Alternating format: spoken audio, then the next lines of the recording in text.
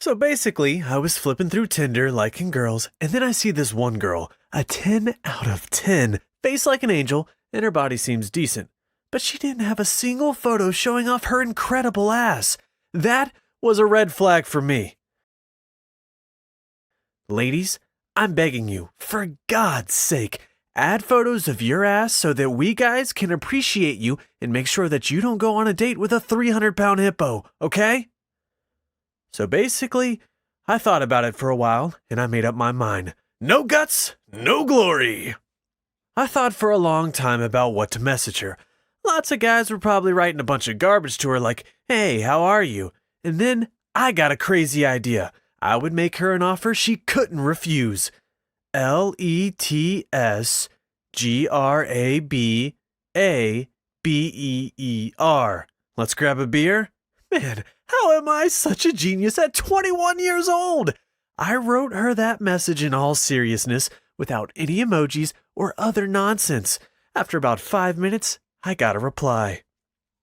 It was 3 laughing emojis, the word hi, and, all right, let's go. Why not? Yep, hook, line, and sinker. And that, gentlemen, is how you need to act with these babes. No, hey, how are you? No, let's get to know each other, and all that other sickening nonsense. Only tough and non-standard methods. Let's go have a beer, late night fondue, and let's go to my place. Use those. No need to thank me. So we got into a conversation, and I set up a date with her at a bar. It was a great day. By the way, my name is Sam, and for several years I have been practicing the art of pickup. So that's why I decided to tell you this unusual story. I try to bed the girl as soon as possible, ideally on the first date. I never go past the third date. If nothing happens, I say, bye-bye. So I thought this would be just another easy victim, but everything turned out to be much more complicated and funnier than I could have imagined. So it's the day of the date. I'm standing at the entrance to the bar and getting ready to meet my bombshell. Rule number 1 of Date Club: meet the girl first. This will show her your self-confidence. After about 20 minutes, I thought I had been stood up. I called her, and she told me she had come even earlier and that she was already waiting inside. Therefore, to hell with rule number 1. Forget about it. I go inside, shoulders back. Your gait should be smooth and confident. So I see her by the window. She also saw me. Oh my God! She was so beautiful! I was already imagining us banging it out. Yeah, she was every bit of a 12 out of 10, even better than her photos. But that rarely happens. It's usually the opposite. So I greeted her and sat across from her. We chatted for about 15 minutes while we waited for our dinner. Rule number 2, kinesthetics. Time to move on to the first physical contact. And then something happened that I was not expecting. I reach under the table to touch her leg and gently tickle her, and then pretend it was an accident. And damn it, I can't feel her legs. She notices that I'm trying to do this. I had almost sunk under the table as I damn near touched her stomach. She was blushing and said, "Stop." And then it hit me. She had no legs. What the f***? Is this a prank? She apologized and asked me to come closer. What I saw freaked me out a little. The most beautiful girl who could have been a model was disabled. She had been sitting at the table in such a way that I couldn't see her disability when I walked in, and she didn't want it to happen so quickly. After all, who wants to chat with a girl like that? Realizing that it wasn't a prank, I came to my senses and we continued our conversation. She told me the story about how it had happened. It was an accident. I don't know how to explain it, but she talked about it so cheerfully. She was definitely different from other people in her optimism. An incredible, positive energy was flowing from her. I had never felt that with any other girl. We talked for 2 hours, or maybe 3, drank coffee and talked, then drank some more coffee and ate desserts. We were there until closing time, and then she asked me to come over and lift her up. For the first time, I was holding half a girl in my arms. It was incredible. She seemed to be from another planet. Our eyes met. Rule number 3, act when the girl gives you an opportunity. Our eyes met and we kissed. I have to admit that I could barely keep from laughing. The hanging skirt with nothing under it? David Copperfield, hold my beer. She asked to be taken outside. Her mother was waiting there with her wheelchair. The seat was pink, which also made me smile. I had never seen one like that before. Rule number 4, set up the next date right away. And, I didn't even know what to say. I had violated all the rules.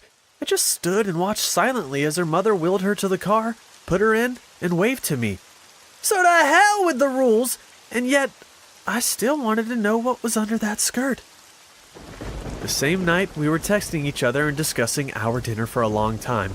That weekend was supposed to have good weather, and I invited her to go out of town and stay overnight somewhere. It would be our second date, and I still wanted to know her as closely as possible. You know what I mean? It was a sunny Saturday. I put all my stuff in a backpack, bought all the necessary picnic products, grabbed a tent, brushed my teeth, and picked up Casey. That's her name, by the way. I was so focused on her that I even forgot to tell you her name. Her name was Casey, and she was 19 years old. We were riding in the car and listening to music. She was singing along and having a great time in the front seat. I seemed like a 50-year-old man compared to her. I even felt embarrassed. I had never seen such an energetic and positive girl. We arrived at our destination. I put her in her wheelchair and started making a fire and setting up camp. She was watching me, and I looked at her out of the corner of my eye. She asked me to come over to her. I leaned over, and we kissed again.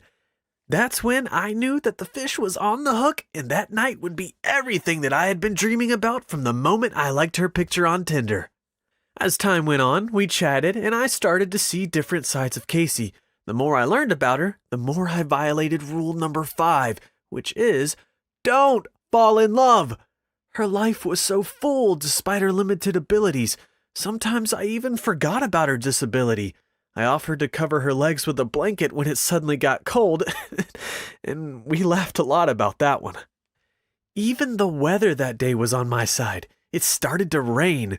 We sat around the fire a little until we got wet, and then we moved into the tent. The rain intensified, there was lightning, and with every strike, Casey pressed against me more and more. So, we got into the car. Rain, lightning, kissing. It was so epic! I wouldn't have even started telling this story if it hadn't been for that moment with the rain, which helped us get down to business faster. Kiss after kiss, and then it happened. I have to admit, it was unbelievable. When a girl has no legs, it's so comfortable. You can take her like you want, put her how you want. It was the best second date of my life. We woke up when the rain had completely stopped and the sun came out. We continued our vacation and sat around the campfire until night. We talked about everything, then went to the car again, and then back to sit around the campfire. The day passed incredibly fast, and we were already on our way home. Wet hair, wet clothes, and that smell. It was the smell of love. I knew that I had fallen in love with Casey. I don't know how it happened, but it happened. But this is one of the most incredible girls I have ever met. 3 months have passed since then. We go on trips together every weekend. We go to the bar for a beer, watch sunsets. I know that this may not be serious, but if we got married, what about kids? I can't think about that right now. I'm telling it to you guys like it is. You can judge me, but I fell in love with a girl who I had least expected to fall in love with. It's an incredible feeling. Yeah, and it'll be hard for her to leave me. She can't run away during arguments. No need to blow money on expensive shoes. I can easily pick her up and feel like Superman. I don't have to massage her feet when she's tired. There are some good pluses with this girl. So I've given some serious thought to continuing my relationship with Casey. By the way, she told me that on her 21st birthday, she wanted to get herself a bionic prosthetic. We may be able to run or ride bicycles together, but I'm not sure. It doesn't matter. I like her for who she is. She also asked me how to teach her how to drive a car. At first, I didn't understand how she was going to do it because she had no way to press the pedals. She told me that she had come up with something that I would like and sat down on my lap. I couldn't refuse then, you know? So basically, guys, that's the story. I don't know if you liked it or not, but I hope so. Wish us good luck and don't forget to share this story with your friends.